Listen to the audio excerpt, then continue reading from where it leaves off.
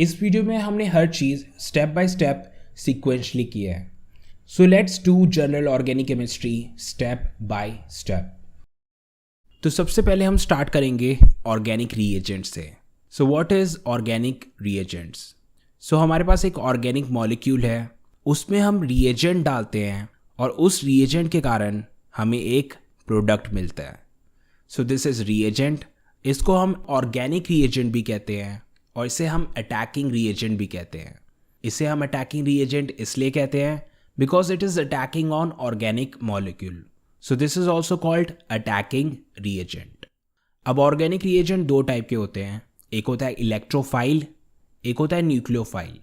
So let's see what is electrophile and what is nucleophile. So let's start with electrophile. तो सबसे पहले आता है इलेक्ट्रोफाइल। तो इलेक्ट्रोफाइल दो वर्ड से बना है, एक है इलेक्ट्रो और एक है फाइल। इलेक्ट्रो का मतलब होता है इलेक्ट्रॉन और फाइल का मतलब होता है lover. So electrophile is electron lover. Now let's understand electrophile completely. Electrophile में इलेक्ट्रॉन की कमी होती है और इलेक्ट्रॉन की कमी होने के कारण इसे हम कहेंगे इलेक्ट्रॉन डेफिशिएंट। इलेक्ट्रॉन की डेफिशिएंसी होने के कारण ये वहाँ पे अटैक करता है जहाँ पे इसे इलेक्ट्रॉन मिले। तो इलेक्ट्रोफाइल को जहाँ कहीं भी इलेक्ट्रॉन दिख जाए ये वहाँ पे अटैक करेगा। So this is electrophile, this is electron lover. अब इलेक्ट्रोफाइल के दो एग्जाम्पल हैं Cl+, CS3+। ये दोनों इलेक्ट्रोफाइल हैं, इन दोनों में इलेक्ट्रॉन की कमी है। So this is electrophile. अब इलेक्ट्रोफाइल दो टाइप्स के होते हैं, एक होता है पॉजिटिवली चार्ज इलेक्ट्रोफाइल और एक होता है neutral electrophile. So let's do positively charged electrophile first. So first one is positively charged electrophile. So positively charged electrophile को पहचानने का तरीका ये है कि उस पर पॉजिटिव चार्ज होगा। So let's see these electrophile CS3+, Cl+, Br+ and NO2+।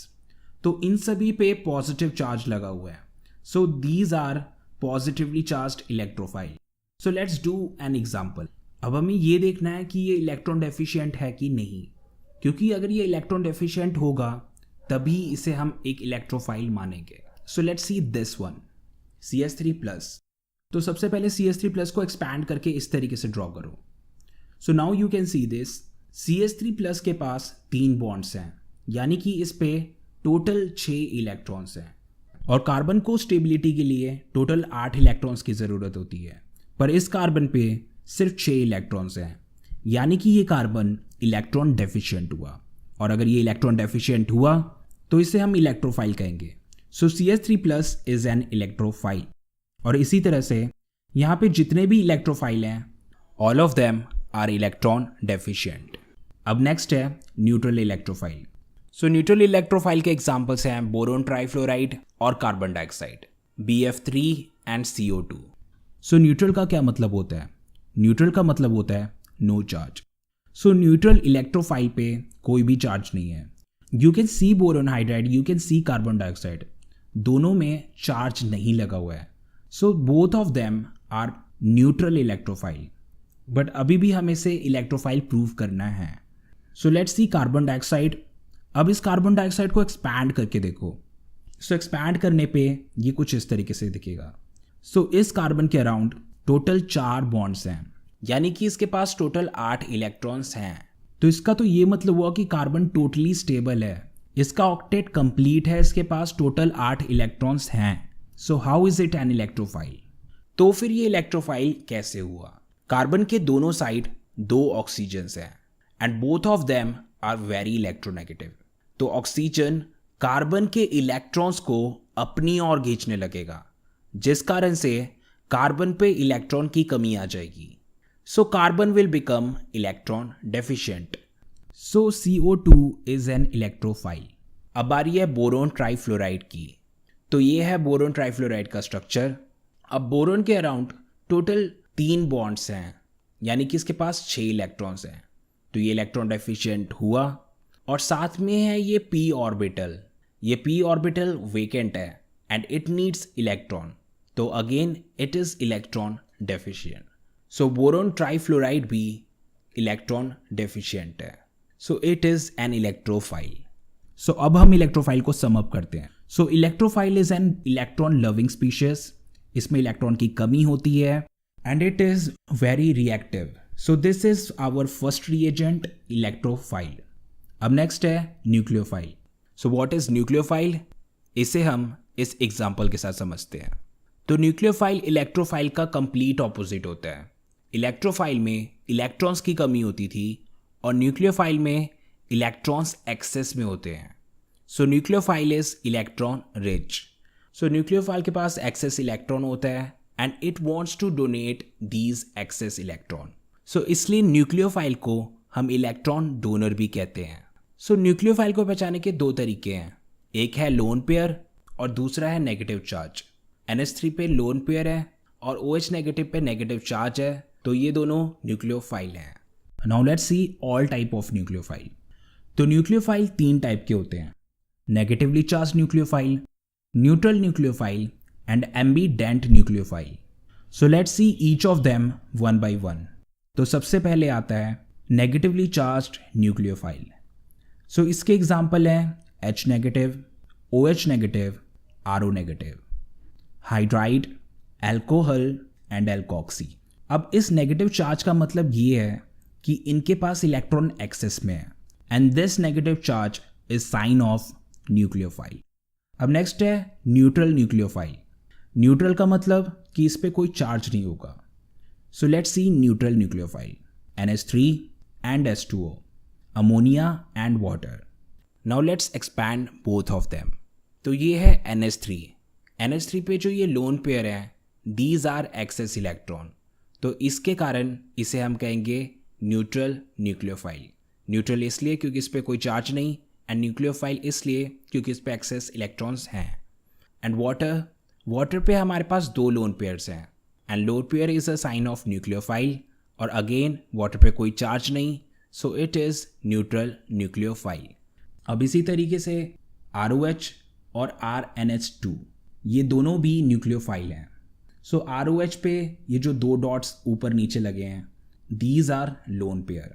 सो इस पे भी लोन पेयर प्रेजेंट है और दूसरे वाले पे भी लोन पेयर प्रेजेंट है. So both of them are nucleophile. So ये था हमारा न्यूट्रल न्यूक्लियोफाइल. अब नेक्स्ट है ambident nucleophile. So what is an ambident nucleophile? Normal nucleophile पे हमारे पास एक ही एटम पे लोन पेयर्स होते थे, पर इस न्यूक्लियोफाइल में एक लोन पेयर कार्बन पे है, एक लोन पेयर नाइट्रोजन पे है. तो ये न्यूक्लियोफाइल कार्बन से भी अटैक कर सकता है और नाइट्रोजन से भी अटैक कर सकता है. सो इसके पास 2 अटैकिंग साइट्स हैं. So this is cyanide and this is a special type of nucleophile और इसे हम कहते हैं एम्बीडेंट न्यूक्लियोफाइल. तो हमने न्यूक्लियोफाइल कर लिया. सो हमारे जितने भी रिएजेंट्स थे वो हो गए electrophile as well as nucleophile.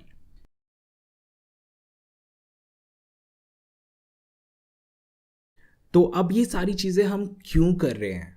Organic chemistry के रिएक्शंस को समझने के लिए हमें इन कॉन्सेप्ट्स की ज़रूरत पड़ेगी. So that's why we are doing all these concepts. तो सबसे पहले हम देखते हैं एक नॉर्मल सा organic reaction. So this is our organic molecule और इस ऑर्गेनिक मॉलिक्यूल में हम रिएजेंट डालेंगे और उस रिएजेंट डालने के कारण हमें ये प्रोडक्ट मिलेगा. सो this is a normal organic chemistry reaction. So reaction के बीचों बीच काफ़ी सारी ऐसी चीज़ें हो रही हैं जो हम इस रिएक्शन में मेंशन नहीं कर रहे हैं. सो इस चीज़ के लिए होता है मैकेनिज्म. सो मैकेनिज्म में हम हर वो स्टेप देखते हैं जिससे ये ऑर्गेनिक मॉलिक्यूल से ये प्रोडक्ट बना.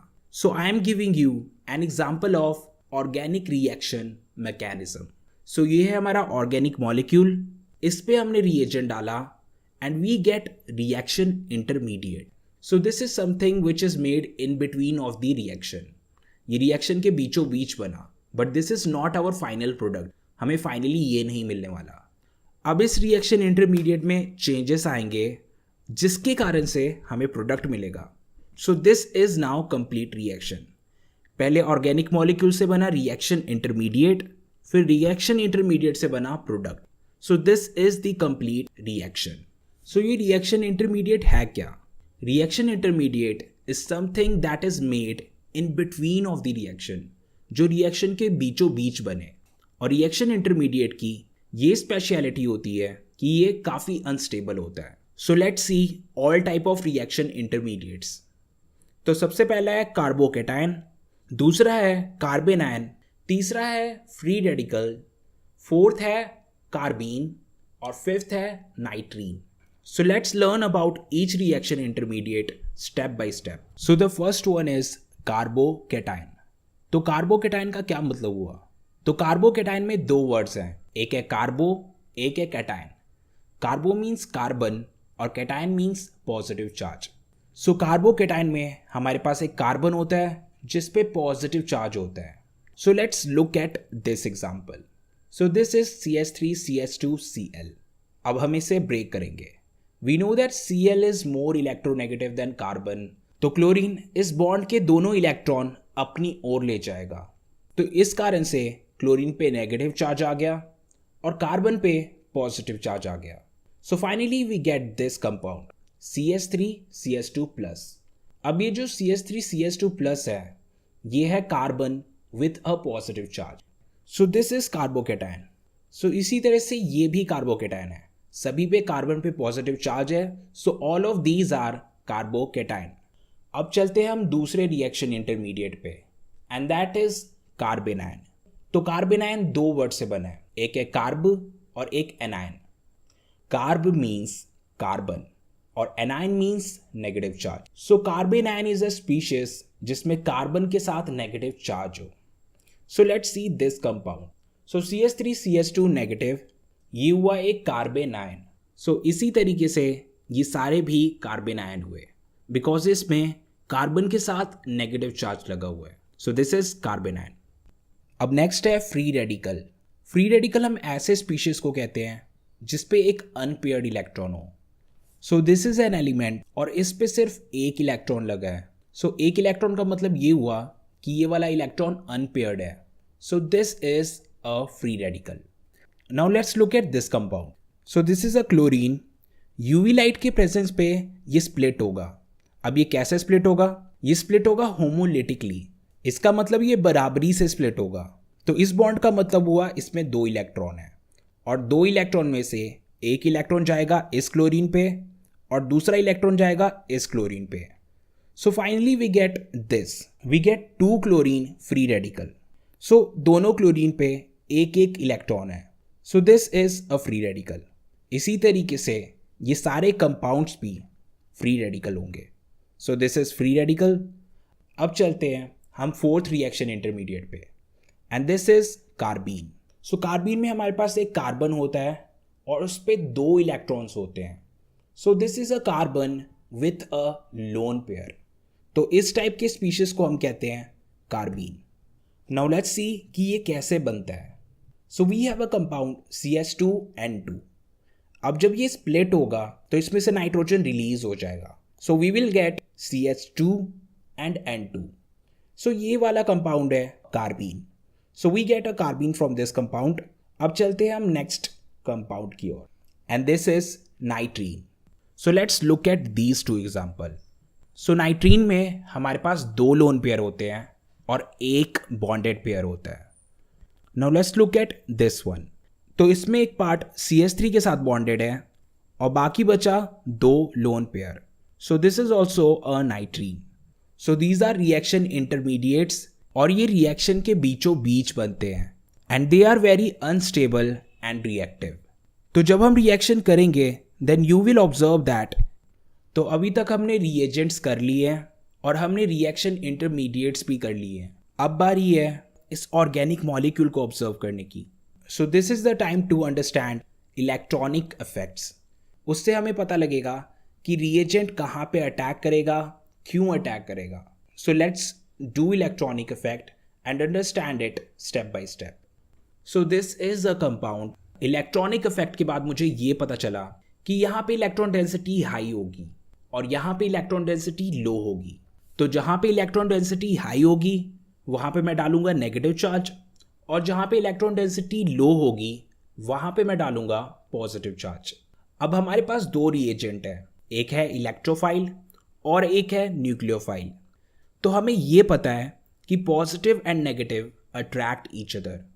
तो इस कारण से ये इलेक्ट्रोफाइल उस पार्ट पे जाएगा जिस पे नेगेटिव चार्ज है और न्यूक्लियोफाइल उस पार्ट पे जाएगा जिस पे पॉजिटिव चार्ज है. So this is the benefit of electronic effect. तो हमारे पास बेसिकली ये 4 इलेक्ट्रॉनिक इफेक्ट्स होते हैं.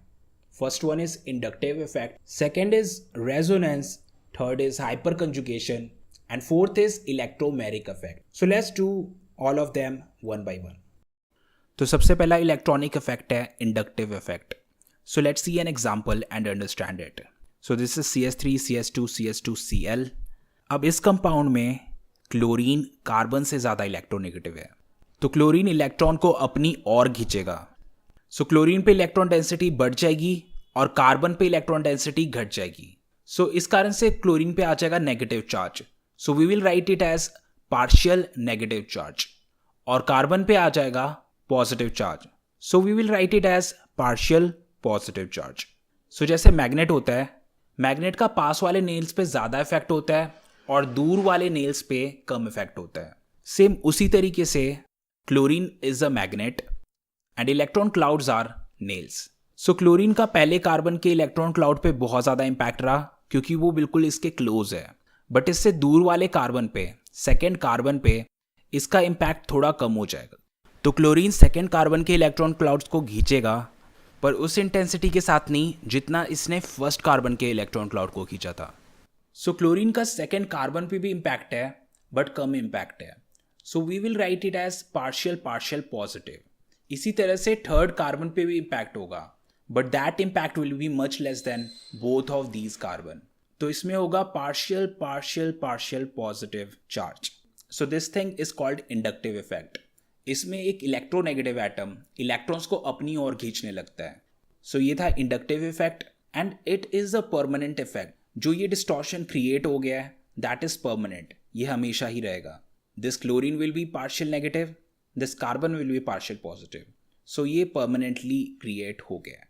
अब इंडक्टिव इफेक्ट भी दो टाइप के होते हैं.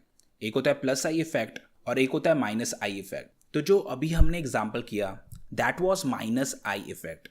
माइनस आई इफेक्ट में हमारे पास एक इलेक्ट्रॉन विड्रॉइंग ग्रुप होता है. इलेक्ट्रॉन विड्रॉइंग ग्रुप मीन्स जो इलेक्ट्रॉन विड्रॉ करता है, यानी कि इलेक्ट्रॉन खींचता है. सो क्लोरीन क्या कर रहा था? क्लोरीन इलेक्ट्रॉन खींच रहा था. So chlorine was electron withdrawing group. So ये वाला हुआ माइनस आई इफेक्ट. और इसी तरह से साइनाइड, नाइट्रो और ब्रोमाइड, ये सब भी इलेक्ट्रॉन विड्रॉइंग ग्रुप है. ये भी इलेक्ट्रॉन को अपनी ओर खींचते हैं. सो all of them shows minus I effect. अब नेक्स्ट है plus I effect. Plus I effect minus I effect का कंप्लीट ऑपोजिट होता है. माइनस आई इफेक्ट में हमारे पास एक इलेक्ट्रॉन विड्रॉइंग ग्रुप होता था जो इलेक्ट्रॉन स्नैच करता था, और प्लस आई इफेक्ट में हमारे पास एक इलेक्ट्रॉन डोनेटिंग ग्रुप होता है जो इलेक्ट्रॉन डोनेट करते हैं. So in short we write it as EDG, यानी कि electron donating group. So let's see an example and understand it. So this is our amine group. अब इस अमीन पे हमारे पास 3 मिथाइल लगे हुए हैं और ये तीनों मिथाइल इलेक्ट्रॉन डोनेटिंग ग्रुप है. ये इलेक्ट्रॉन डोनेट कर रहे हैं. Methyl are pushing their electron towards nitrogen. तो नाइट्रोजन पे इलेक्ट्रॉन डेंसिटी बढ़ जाएगी. सो यहाँ पे लग रहा है प्लस आई इफेक्ट. अब मिथाइल के अलावा इथाइल, प्रोपाइल, ये सब भी प्लस आई इफेक्ट शो करते हैं.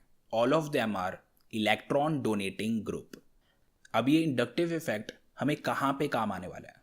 So let's see it. So we have these 2 carbocation. अब इन दोनों कार्बोकेटायन में से हमें ये बताना है कि कौन सा कार्बोकेटायन सबसे ज़्यादा स्टेबल है. So let's see it. तो कार्बोकेटायन अनस्टेबल क्यों है? कार्बोकेटायन इलेक्ट्रॉन डेफिशिएंसी के कारण अनस्टेबल है. Look at this. Here we have positive charge on it. यहाँ पे इलेक्ट्रॉन डेफिशिएंसी है और स्टेबिलिटी के लिए इसे इलेक्ट्रॉन्स की ज़रूरत है. तो इसे ये इलेक्ट्रॉन्स कहाँ से मिलेंगे? So we have CS3 around it, we have methyl around it. Methyl क्या करता है? मिथाइल अपने इलेक्ट्रॉन पुश करता है. सो इसके पास जो इलेक्ट्रॉन होंगे ये पुश करेगा. तो मिथाइल इलेक्ट्रॉन डोनेटिंग ग्रुप है, ये इलेक्ट्रॉन डोनेट कर रहा है. और जब ये इलेक्ट्रॉन डोनेट करेगा तो इस कार्बोकेटायन की इलेक्ट्रॉन डेफिशिएंसी खत्म हो जाएगी. सो ये वाला कार्बोकेटायन बहुत स्टेबल हो जाएगा क्योंकि इसके पास 3 मिथाइल्स हैं. बट दूसरे वाले केस को देखते हैं. दूसरे वाले केस में हमारे पास सिर्फ 2 मिथाइल हैं और ये मिथाइल स्टेबिलिटी में हेल्प करेंगे it will not make it as stable as the first one वाले में 3 मिथाइल थे, बट इस वाले में सिर्फ 2 मिथाइल हैं, so it will be comparatively less stable than the first one. तो ये था stability of carbocation. Next is stability of carbon ion. So we have these two compounds, ये दोनों के दोनों कार्बन आयन है, दोनों पे नेगेटिव चार्ज है। नेगेटिव चार्ज का ये मतलब हुआ कि इस कार्बन पे इलेक्ट्रॉन डेंसिटी हाई है, और इलेक्ट्रॉन डेंसिटी हाई होने के कारण ये अनस्टेबल है। Now look at these methyl groups, यहाँ पे 3 मिथाइल ग्रुप है, और मिथाइल ग्रुप क्या होते हैं? Electron donating group. तो ये अपने इलेक्ट्रॉन इस कार्बन की ओर पुश कर रहे हैं, तो उससे क्या होगा? इस कार्बन पे इलेक्ट्रॉन डेंसिटी पहले ही हाई थी, अब और भी ज़्यादा हाई हो जाएगी। तो इससे क्या हुआ? This carbon ion became highly unstable. Now look at this second one. So यहाँ पे हमारे पास 2 मिथाइल है which is less than the previous one.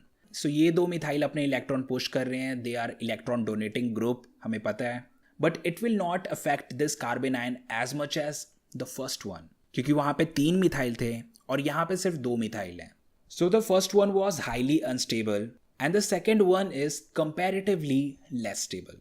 तो इसका ये मतलब हुआ that second one is more stable than the first one. तो इंडक्टिव इफेक्ट यहाँ पे काम आता है। So let's see next application of inductive effect. So next is stability of acid. So we have 2 acids here. अब इन दोनों में कार्बोक्सिलिक एसिड लगा हुआ है। So what actually makes them acid?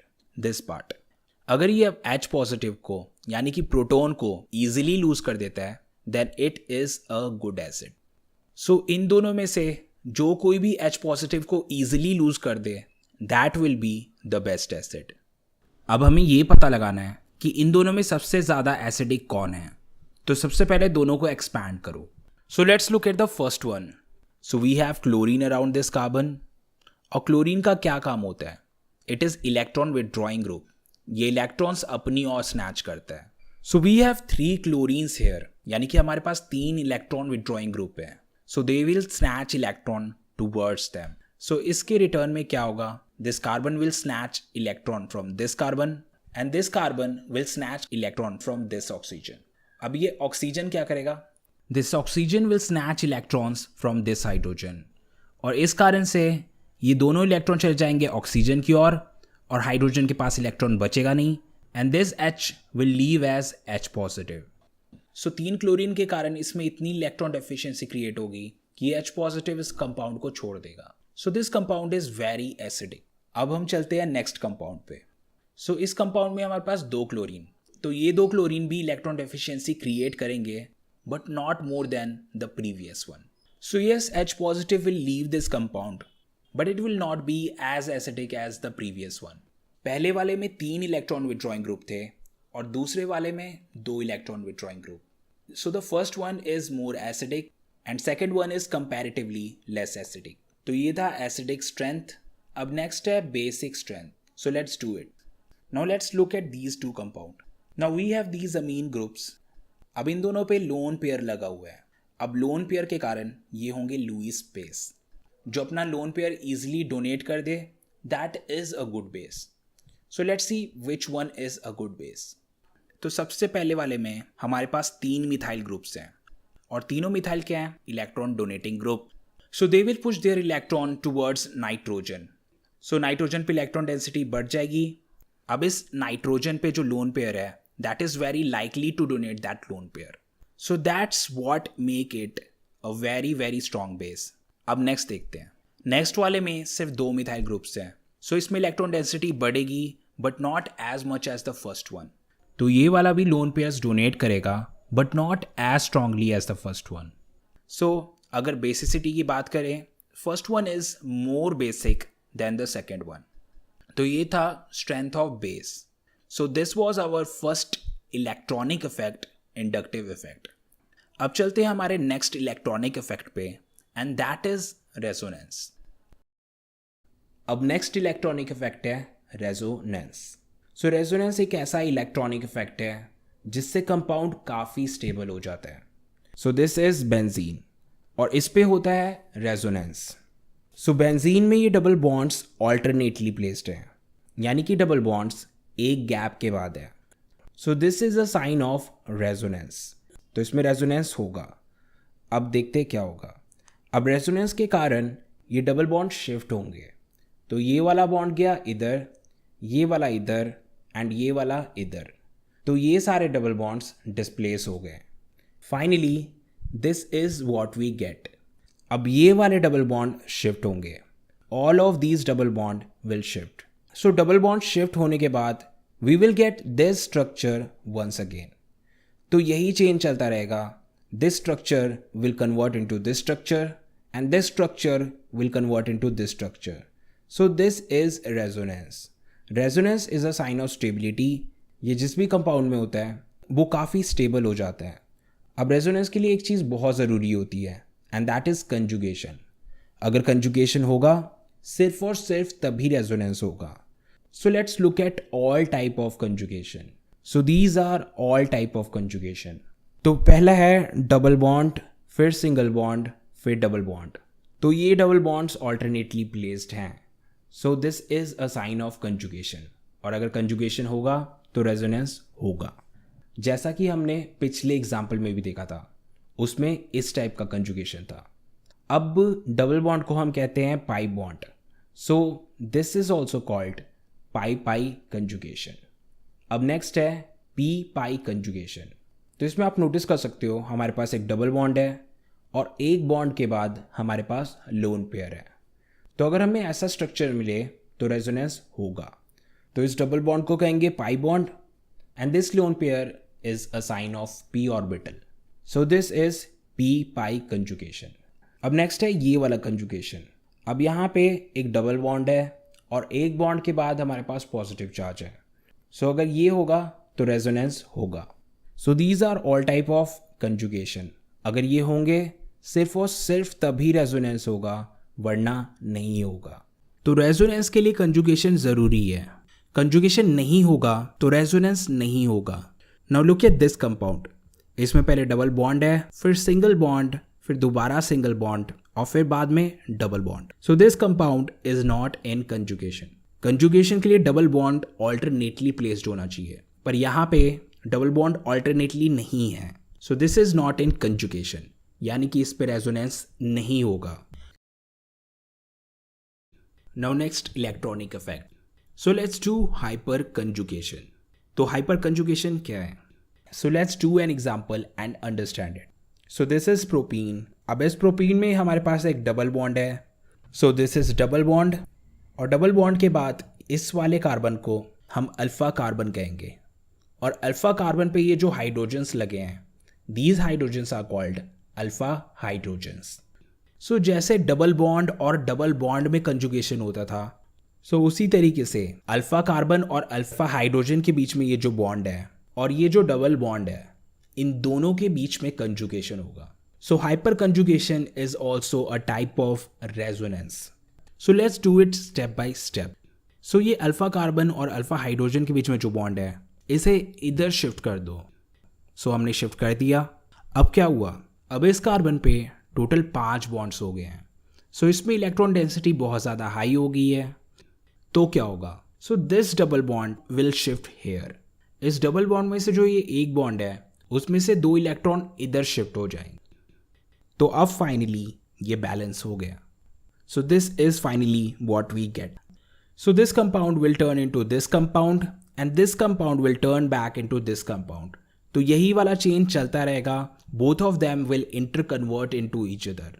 So this is hyperconjugation. पर अब notice करने वाली बात यह है कि अल्फा कार्बन और अल्फा हाइड्रोजन के बीच में अब कोई बॉन्ड एग्जिस्ट करता ही नहीं है। So that's why it is also called bondless resonance. इसमें रेजोनेंस हो रहा है, बट रेजोनेंस के टाइम में एक बॉन्ड गायब ही हो गया।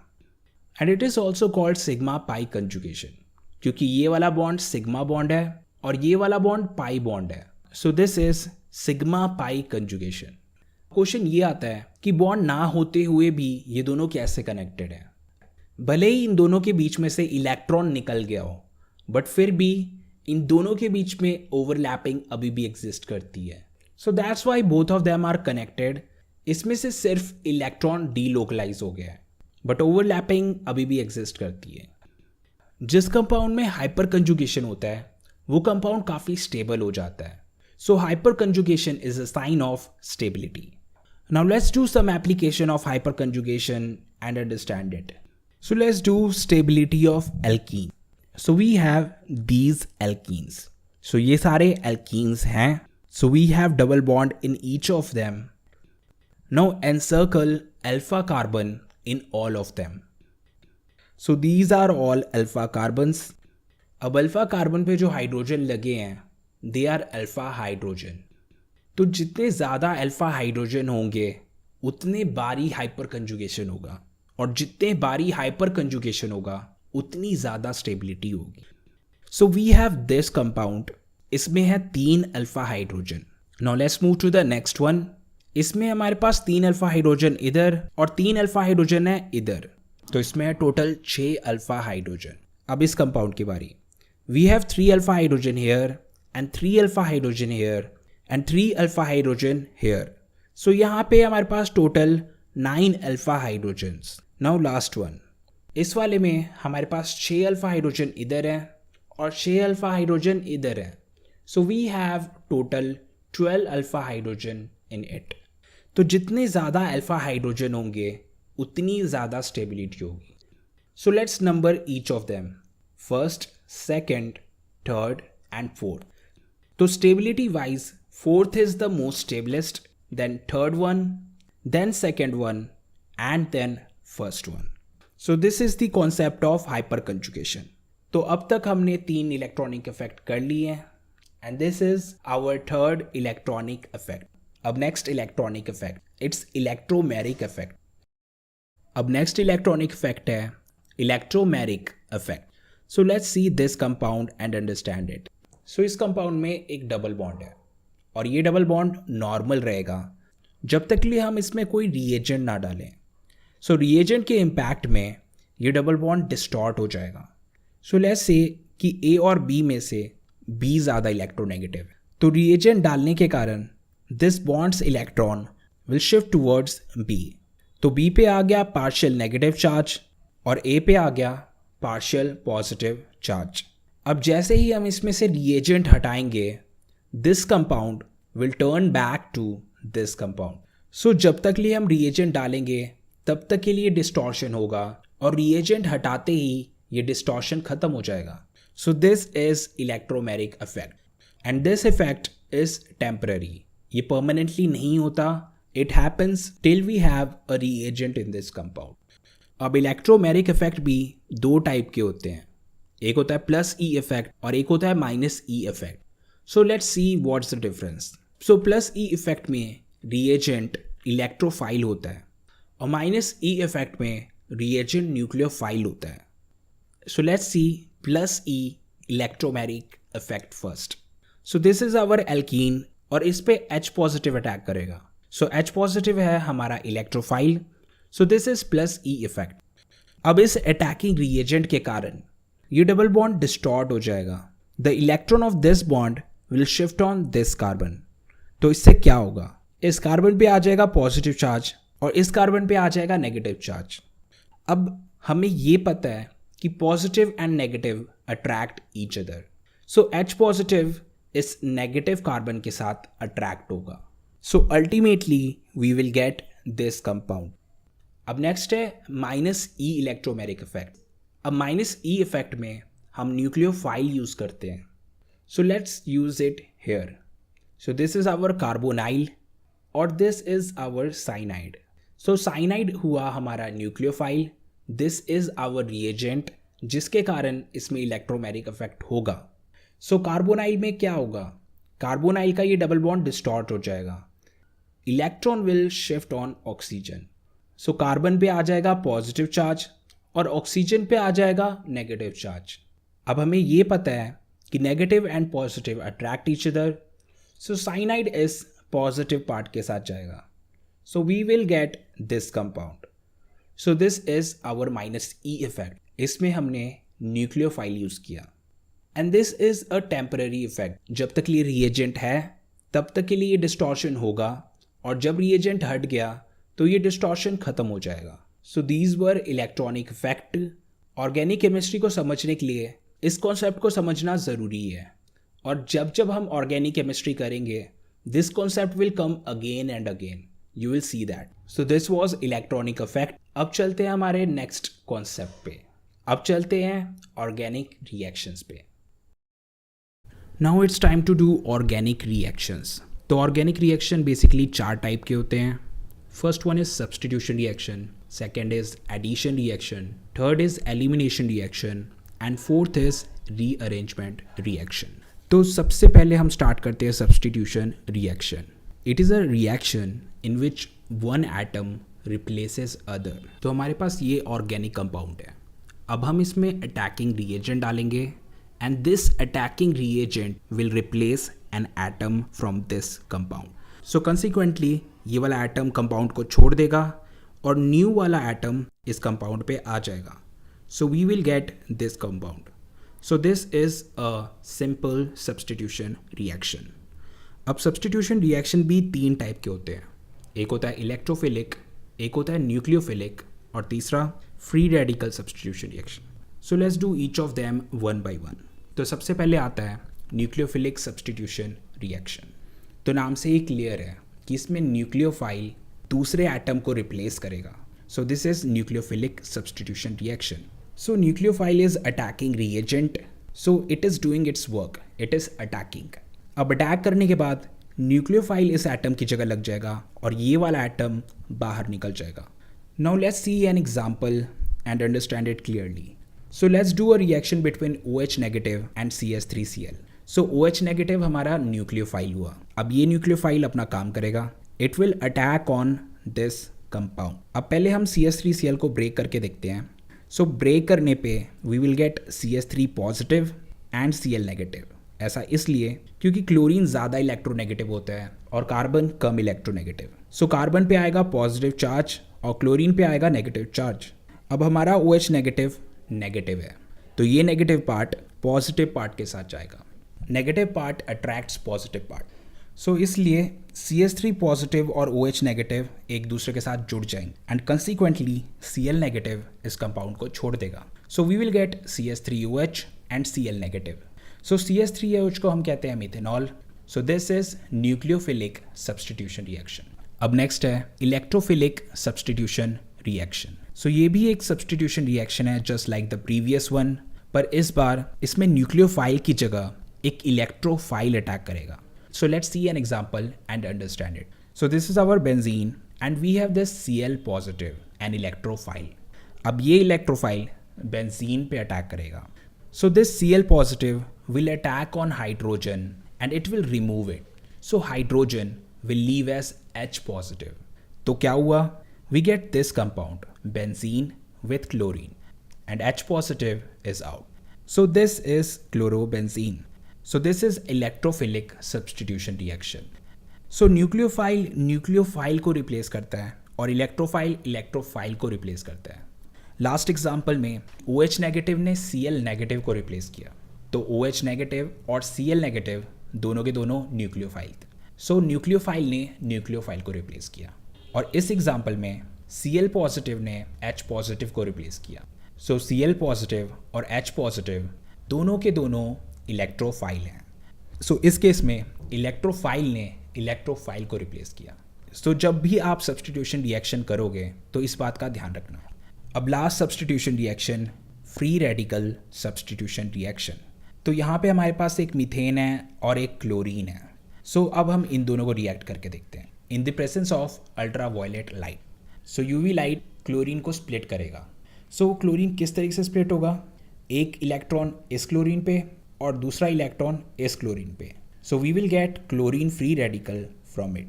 सो यूवी लाइट के कारण we get chlorine free radical. So this free radical will now attack on methane. So this chlorine free radical will replace hydrogen. So this hydrogen will leave as hydrogen free radical और chlorine free radical इस methane के साथ जुड़ गया. So we will get this compound CH3Cl chloromethane. पर अभी भी हमारे पास एक chlorine free radical बचा है. क्लोरीन में से एक chlorine free radical तो compound पे लग गया बट बचा एक chlorine free radical. That will connect with hydrogen free radical and they will form HCl. So this was complete free radical substitution reaction. So substitution reaction is done. In case आपने हमारा substitution reaction video नहीं देखा so definitely check that out. उस video में हमने इस topic को काफ़ी डेप्थ में कवर किया है। अब नेक्स्ट है एडिशन रिएक्शन।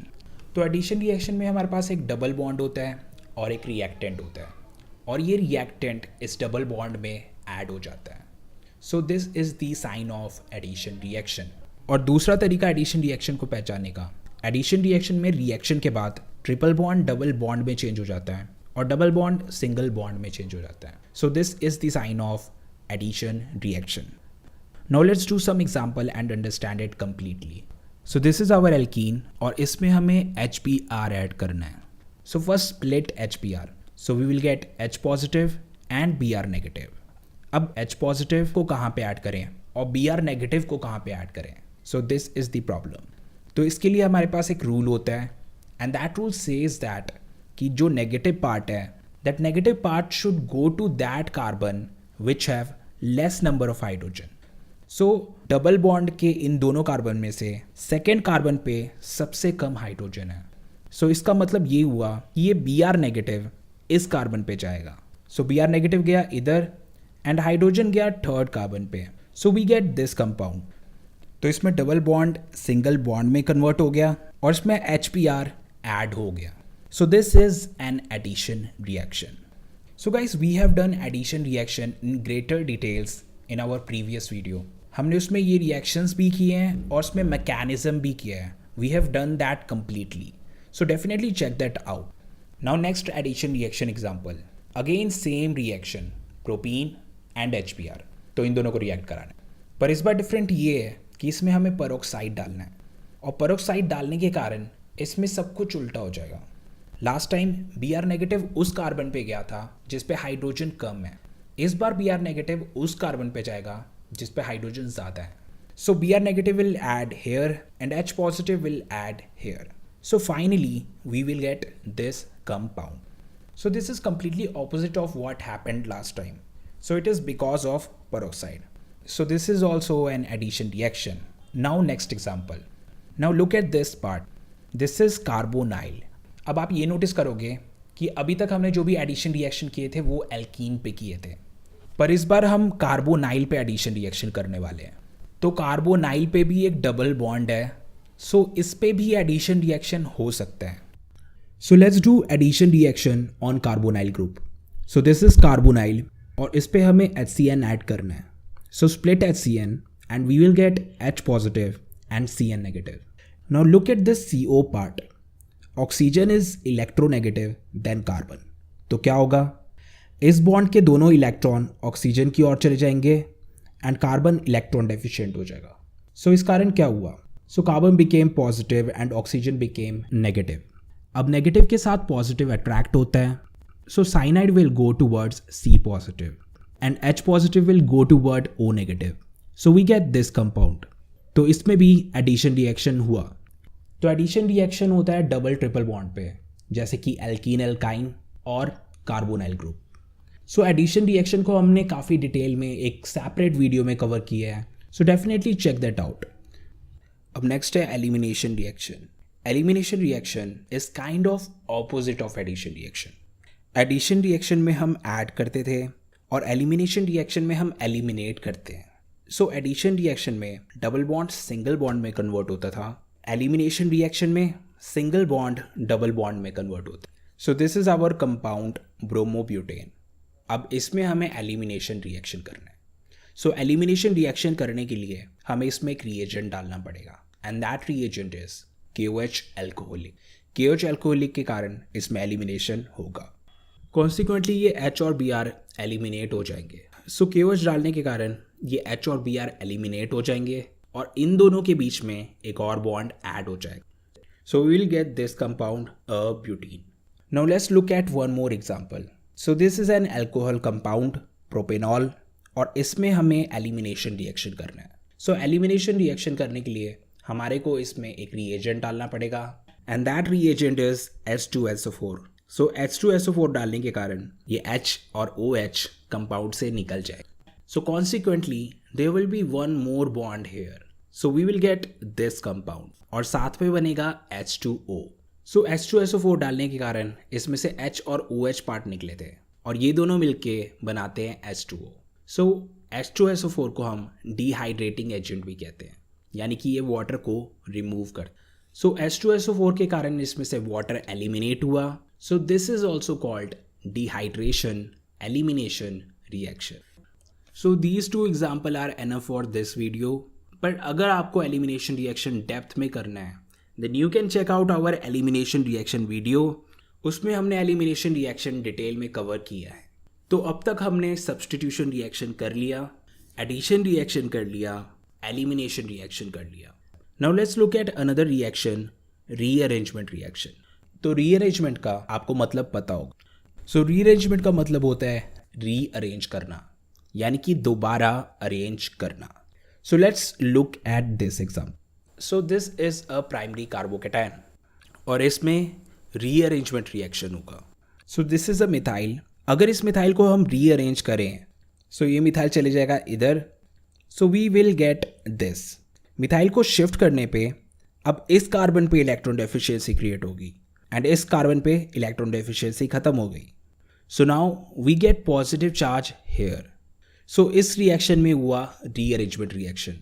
तो पहले तो ये प्राइमरी कार्बोकेटायन था पर अब ये बन गया है टर्शरी कार्बोकेटायन। अब क्योंकि कार्बोकेटायन स्टेबल होना चाहता है so it will spontaneously change into tertiary carbocation. So इस रिएक्शन में हमें कोई रिएजेंट डालने की ज़रूरत नहीं है। Methyl shift will happen automatically so that this primary carbocation changes into tertiary carbocation. So इसमें जो रीअरेंजमेंट रिएक्शन हुआ है दैट हैपेंड स्पॉन्टेनियसली। अब next rearrangement reaction. So this is butane और इसमें हमें रीअरेंजमेंट रिएक्शन करना है। So this is not a carbocation, this is a normal organic compound. तो इसमें रीअरेंजमेंट रिएक्शन अपने आप नहीं होगा। We need to put some reagent so that इसमें रीअरेंजमेंट रिएक्शन हो।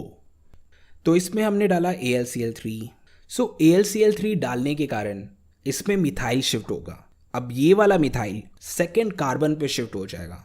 सो we will get this compound. तो इसमें रीअरेंजमेंट रिएक्शन हो गया एंड वी गेट 2-मिथाइल प्रोपेन। अब इस रिएक्शन को हम आइसोमराइजेशन रिएक्शन भी कहते हैं। अब ऐसा क्यों? Because these two are isomers. Both of them have same molecular formula but different structure. So their formula is C4H10। इसका भी C4H10 एंड इसका भी C4H10। सो इसको हम आइसोमराइजेशन रिएक्शन भी कहते हैं।